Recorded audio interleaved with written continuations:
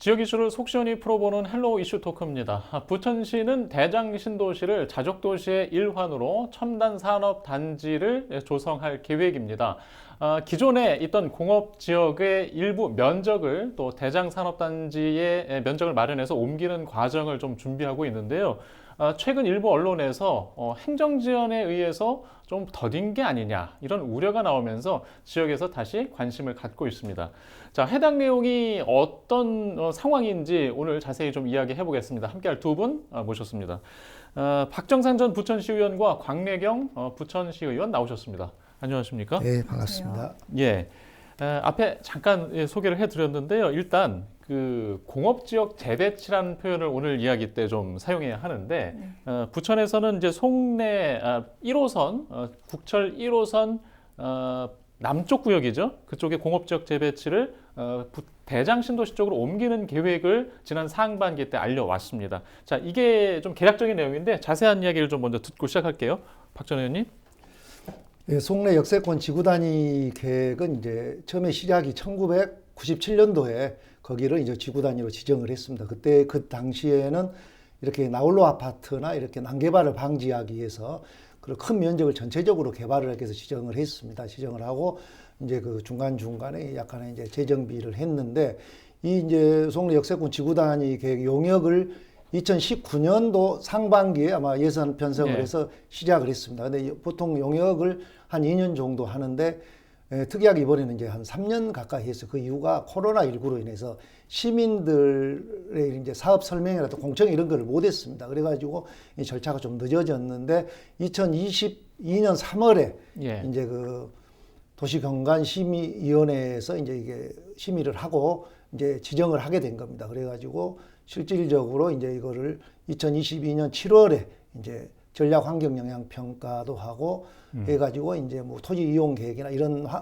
행정적인 절차를 지금 이제 진행을 하고 있는 것이죠. 그런데 이게 이제 공업 물량 재배치가 나온 거는 2019년도에 이제 정부가 12월에 이제 제3기 대장 신도시 발표를 하게 됩니다. 이미 이 용역은 이제 그 전에 이제 진행을 했던 거고 그렇게 하면서 이제 부천시 대장지구에 약 20만 평의 이제 첨단 산업단지를 유치하는 발표를 하면서 부천시 이제 아까 말한 송내 지구 단위 계획 남측 송내동 일원에 있던 공업 물량은 약 60만 제곱미터를 대장동으로 이제 옮기는 걸로 이제 해서 시작이 된 거죠, 이게. 예. 쉽게 말하면 기존에 이제 공업용지 땅이 있는데 신도시에 새로운 그 산업단지 땅이 생기니 좀 옮겨서 다시 도시 설계를 하자. 뭐 이렇게 이해하시면 될 것 같은데, 자, 일단 그래도 이 대장 이 첨단 산업단지하고의 연계성에 대해서 좀 추가로 좀 쉽게 설명이 필요할 것 같아요. 곽 의원님께서 좀 해주시죠.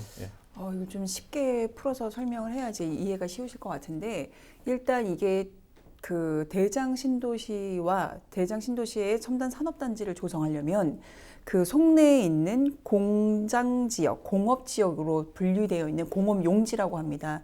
이 부분을 어떤 경쟁력 확보가 아니라 불가분의 관계로 그 공업 용지를 갖다가 첨단 산업단지 대장동에다 씌워야 되는 상황이에요. 옮겨야 되는 상황이에요. 재배치 그런 상황인데 이게 어떻게 나왔냐면 수도권 정비계획법에 따라서 우리가 이제 계속 인구가 과밀하게 수도권으로 밀려 들어오니 인구가 밀려오는 이유는 결국은 산업이랑 연관이 돼 있잖아요. 그래서 그 산업들을 뭔가 좀 억제하고 과밀된 것을 억제하는 권역을 만들었고 그것을 서울, 뭐 경기, 광역 분분으로 공업 물량을 이렇게 분배한 겁니다. 그래서 우리도 경기도에서 우리 부천시에도 공업 물량을 분배했어요. 공업 용지를 4.54km 제곱킬로미터 안에 그만큼만 부천시는 가지고 있어라.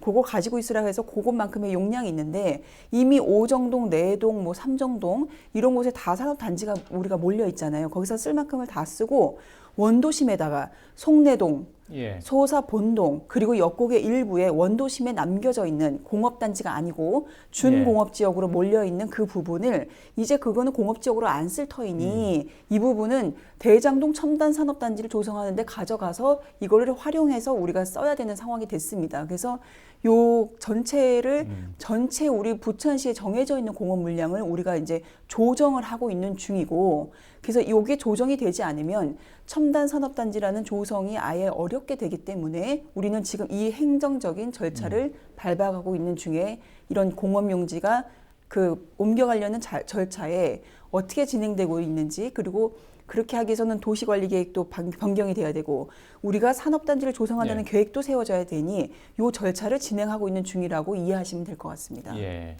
지금 저희가 이제 지난 상반기 때부터 관련 보도도 해왔는데 최근에 이 이야기가 갑자기 나온 이유가 뭘까요? 어떻게 알고 계세요? 그러니까 조심스럽기도 한데 이게 어떤 지금 아마 그 도시계획에서 공업용지를 이렇게 드러내는 과정에서 뭔가 이 절차 중에 스톱됐어요. 그러니까 스톱이라는 표현보다는 절차가 진행되면서 외부로 드러나지 않는 행정 절차가 진행 중입니다. 근데 외부에서 볼 때는 또 그 송내동 일부에는 제가 볼 때는 3080이랑 뭐 국토부가 주도하는 여러 가지 사업들이 있는데 거기에 있는 주민들이 이것 때문에 이게 안 되는 것이 아닌가 그런 우려들이 많으실 것 같아요. 그래서 그 우려되는 송내동을 개발하려는 관점에서 본다면 그 우려되는 지점들을 빨리 오픈해서 통과가 돼야지 되는 문제 아닌가라는 좀 약간의 오해가 있을 수 있고 주민들 입장에서는 그래서 이 문제가 다시 대두되지 않았나. 그래서 개발을 하고자 하는 주민들의 입장, 그리고 개발이 혹시 이것 때문에 지연되지 않을까 하는 염려, 그것 때문에 이 문제가 다시 제기되지 않았나 이렇게 생각이 됩니다. 예. 박 전 의원께서도 그 지난 그 현직 때 도시교통위원회 상임위원이셨잖아요. 이 내용 잘 아실 것 같은데 지금 이 내용을 어떻게 지금 주민들이 걱정하고 계신 겁니까? 왜 관심을 갖는 건가요?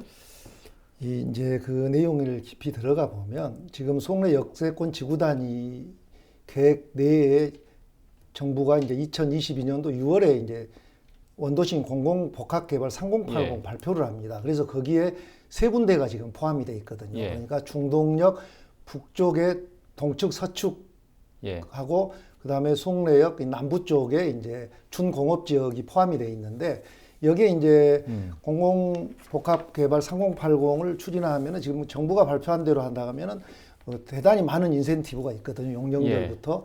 그러면 이런 게 거기 그 송내 역세권 지구단위에 포함이 돼 있는데 그런 문제들하고 같이 맞물려 있다 보니까 전반적으로 검토를 해야 될 것 같아요. 우리 생각에 왜 그러냐면은 이게 이제 사실 공공복합개발 3080은 100% 현재 진행이 된다는 보장도 100% 안 된다는 보장도 없는 그런 상황이 벌써 2년이 다 오는데 지금 2차 사업 설명회까지도 하지 않는 상황이기 때문에 그런 거를 다 감안해서 한다고 하면은 아마 시에서도 되게 시가 걸릴 수밖에 없다라는 생각을 합니다. 그리고 그 지역에 또 특정 기업도 있습니다. 그게 이제 우리 부천이 내놓으라는 만한 기업이었는데 거기도 이제 이전을 해야 되는 문제까지 발생을 하기 때문에 그래서 이제 시는 더 신중하게 행정 절차를 받고 있지 않느냐. 그다음에 알다시피 이제 민선 8기 조영 시장이 들어오면서 이제 최종 결재권자인 시장도 이 내용을 파악을 하고 어떤 의견 조율도 있어야 될 것 같아서 그래서 이제 이런 문제들이 조금 늦어지는 거를 일부가 이제 기사에 이렇게 나왔는데 거기는 조금 앞서가지 않았나 이런 생각도 좀 듭니다. 원내에서도 좀 이제 확인을 해보셨을 텐데 이제 부천시를 통해서 그러면 이제 행정 절차를 걱정하는 시선에 대해서는 지금 어떻게 설명해 주는 게 좀 맞는 설명일까요? 그러니까 이런 것 같아요. 아직 부천시 의회까지도 보고가 오지 않는 단계에 있어요. 그 이야기는 구체적인 사업 계획안을 만들기 위해서 시는 그 계획을 준비하고 있는 거예요. 그러니까 계획안이 나와야 의회에 보고하는데 뭐 물론 그 전에 절차에 대해서도 보고할 수는 있겠죠. 하지만 계획안이 이렇게 마련됐습니다. 그래서 산업단지는 어떻게 조성할 것이고 그리고 용역을 다 거쳤더니 그 공업지역은 재배치하는 것이 이렇게 용역 결과가 나왔습니다라고 보고하고 그래서 이렇게 구성될 겁니다 하는 그 과정이 그 과정 사업계획안을 만드는 과정이라고 좀 이해하시면 될 것 같아요. 그래서 아직도 시의회까지는 기존에 있었던 그 절차는 말씀하신 대로 그 박정선 의원님께서 8대 때 계실 때 보고가 되었지만 그 이후의 단계는 뭔가를 보고하기 위한 사업계획안을 구상하는 전 단계로서의 행정 절차를 밟고 있기 때문에 주민들의 눈에는 가시적으로 보이지 않습니다. 그래서 그 부분이 굉장히 불안한 요소로 되어 있을 텐데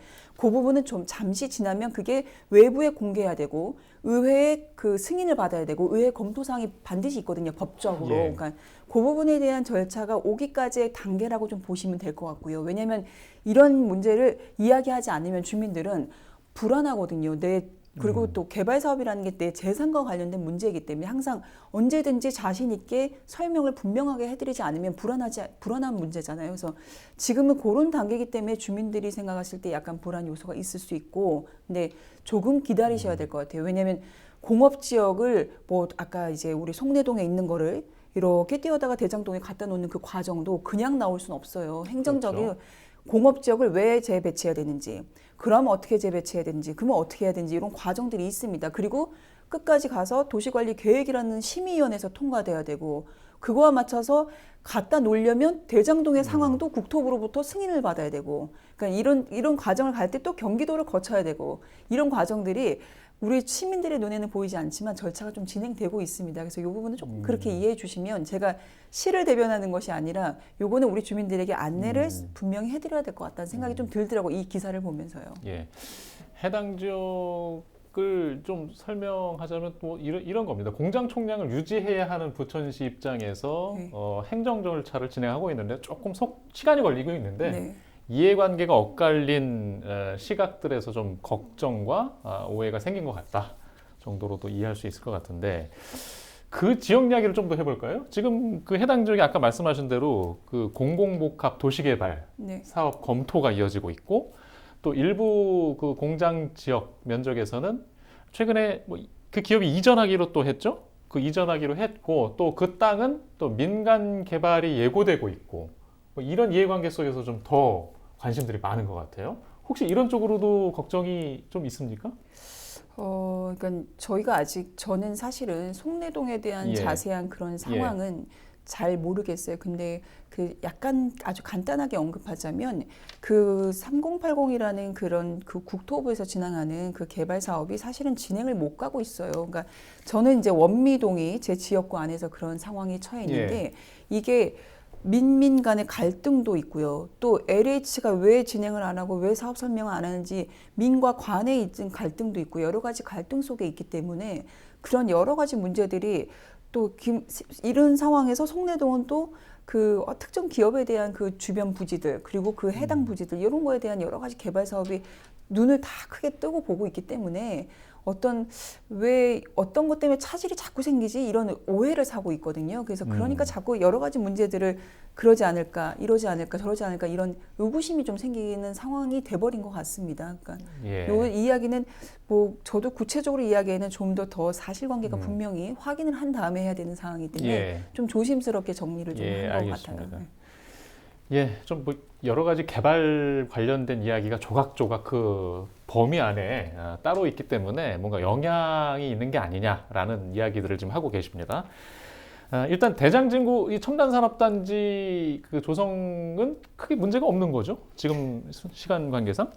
예, 그렇습니다. 이미 이제 송내 역세권 지구 단위 계획에서 이제 공업 물량 아까 말한 이제 60만 제곱미터는 대장동으로 이제 이전을 하기로 이미 이거는 결정이 된 거고, 거기 이제 개발 계획에 관련된 지구 단위 계획이 확정이 안 된 부분이 이제 염려가 됐던 건데, 그거는 추가로 이제 토지 계획 및 이용에 관한 법률에 보면 재정비 사업은 2년 안에 이제 계획을 하게 돼 있어요. 그래서 지금 1년이 다 됐기 때문에 1년밖에 안 남았는데 걱정하는데, 그거는 뭐 특별히 걱정을 안 하셔도 될 것 같고, 일단 이제 대장지구가 2024년부터는 아마 산업단지 용지를 공고가 나가지 않을까 이렇게 생각을 하고 있습니다.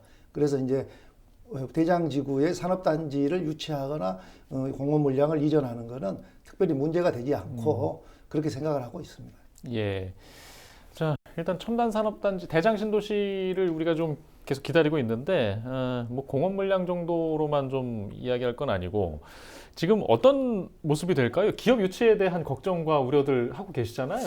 그럼요. 그리고 이제 일단은 1차적으로는 SK에서 연구소 형태로 들어온다고 하니까 그 부분은 매우 반갑게 생각하고요. 근데 거기가 첨단산업단지가 이제 동서로 이렇게 나뉘나 봐요. 그래서 SK가 들어오는 서쪽 측 그 부분은 이미 산업단지 조성에 대한 계획의 승인이 경기도에서 국토부로 넘어간 상황입니다. 그래서 아마 추가분 58만에 대한 부분 중에 한 33만은 1차로 들어갔고, 그 외에 한 23만 정도는 추가로 내년 1월에 들어갈 예정인데, 들어가는 것도 문제지만 아마 여기에 유치하는 기업은 우리 시에 정말 이때까지도 그런 기업이 들어온 적이 없잖아요. 큰 기업이. 그러니까 과제이고 큰 숙제인데 이것을 어떻게 해결할지 걱정이고요. 또 하나의 걱정은 첨단 산업단지에 들어가는 기업들은 그래도 조성원가가 조성원가를 내고 들어가요. 근데 예.